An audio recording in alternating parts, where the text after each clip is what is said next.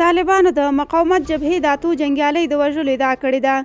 په اګست میاشت کې واک ته د طالبان له رسېدو راهیسې طالبان د یو منظم مقاومت شتون په کلکه ردوي، خو د پنجشنبې شپې دې پیښې وښووله چې د دغې ډلې پر وړاندې وسلوال مخالفت د رامنځته کېدو په حال کې دی.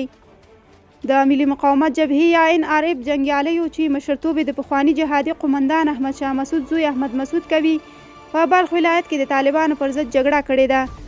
طالبانو ویلي چې د افغانستان په شمال کې د وینختی په ترڅ کې د ملي مقاومت جبهې اته غړي وژلي دي، یا د جبهې تر اوسه پورې په دې اړه څه نه دي ویلي. د فرانسې خبري اژانس د جمعې په ورځ د طالبانو له قوله خبر ورکړی دی چې د افغانستان په شمال کې د مقاومت جبهې له غړو سره نښته شوې ده.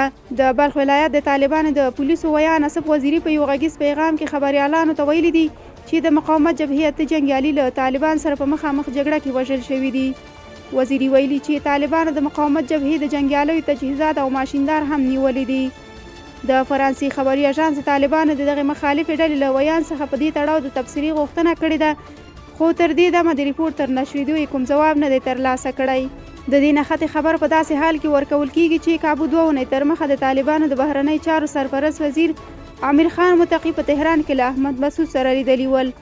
تر دې لیدنې کتنې وروسته د مقاومت جبهې یو چارواکي ویلي ول چې مقاومت جبهه او طالبان اوس هم د نظر ډیر اختلاف لري او د پخلاینې هیڅ امکان نشته. د تیر میلادي کال په اګست میاشت کې واک ته د طالبان ته رسېدو وروسته د احمد مسعود په مشرتوب د مقاومت جبهې ځواکونه په پنجشیر کې راټول شوي ول او په سپټمبر میاشت کې د دغې درې تر سقوط د مخه هلته خپل مقاومت ته دوام ورکړی و.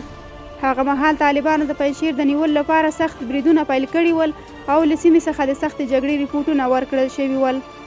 طالبان د داعش د سیمه ییزې څانګې خراسان له مقاومت سره هم مخ دي چې په سیمه کې د اسلامي خلافت د رامنځته کولو په هدف وسلواله جګړه کوي.